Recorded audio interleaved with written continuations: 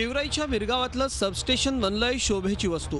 लोकार्पण सोहळ्यानंतर केवळ 6 महिन्यात सबस्टेशन बंद। सबस्टेशनवरील 10 गावांचा वीज पुरवठा खंडित, पीकही जळाली। 3 वर्षांपूर्वी गेवराई तालुक्यातल्या मिरगावात 33 केव्ही सबस्टेशनचं काम सुरू करण्यात आलं। पुण्याच्या बीव्हीजी इंडिया लिमिटेड या कंपनीनं हे काम हाती घेतलं। सप्टेंबर 2015 मध्ये ते काम पूर्णही झालं। त्याचा लोकार्पण सोहळाही पार पडला। मात्र अवघे 6 महिने यातून वीज पुरवठा झाला। इथले विजेचे खांब, फिडरचं साहित्य निकृष्ट दर्जाचं असल्याचा आरोप होतोय। त्यामुळे 8 ते 10 गावांचा वीज पुरवठा बंद झालाय। विहिरीला पाणी आहे, मात्र वीज नसल्यानं मोटर चालू शकत नाही।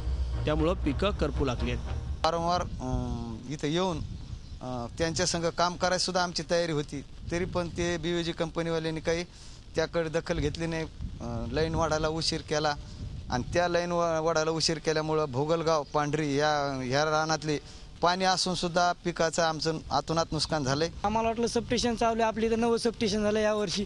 आपल्याला पाणी, आमच्या इथं पाणी खूप आहे। आमचं बागायती गाव गोदावरीच्या कडेला असल्यामुळं आम्हाला पाणी दिसतं, परंतु सबस्टेशन बंद असल्यामुळं पाणी नाही देतामुळं आल्यामुळं आमच्यावरची सरशी अक्षरशः जळली। डबल आम्हाला सरकी लावायची वेळ आलेली या सबस्टेशनच्या चुकीमुळं। या संदर्भात बीव्हीजी कंपनीकडे पाठपुरावा करून कुठलंही उत्तर ग्रामस्थांना मिळालं नाही। त्यावर महावितरणच्या ऑपरेटरला विचारलं असता त्यानं असं उत्तर दिलंय। मस्त तक्रार करत होतं, ते काय बीव्हीजीवाले ध्यान देत नाहीत। पुन्हा तिथून नाही तर ते त्याचे ऑटोमॅटिक चार्ज होत नाही, केव्हा प्रॉब्लेम येतोय। 1 महिनाभर बायपास करून चाललेलं आम्ही ते, तरी चालत नाही। इथं एक तर लाईटिंग नाही, फॅन नाही, टेबल नाही, खुर्ची नाही, काहीच नाही। बीव्हीजीच्या अधिकाऱ्यांशी संपर्क साधला असता त्यांनी दूरध्वनीवरून काय प्रतिक्रिया दिली आहे पाहूया। आता मला सांगा, तुम्ही काम बोगस झाले हे तुम्ही सिद्ध केलं का नाही? बरं, काम बोगस झाले म्हणून तुम्हीच म्हणले का नाही? लाईनचं काम आहे की प्रॉब्लेम आहे। हा, बोगस झाले का नाही? आणि मग तवा बी तरी बिल उचलून घेतलं साहेब। आता 90%, 10% राहिले तुमचे आता।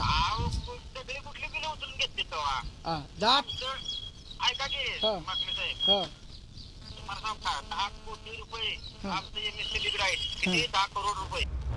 त्याचसोबत या संदर्भात ऊर्जा मंत्री बावनकुळेंना निवेदन दिली, मात्र त्याचाही काही उपयोग झाला नसल्याचा आरोप सरपंच माखलेंनी केलाय।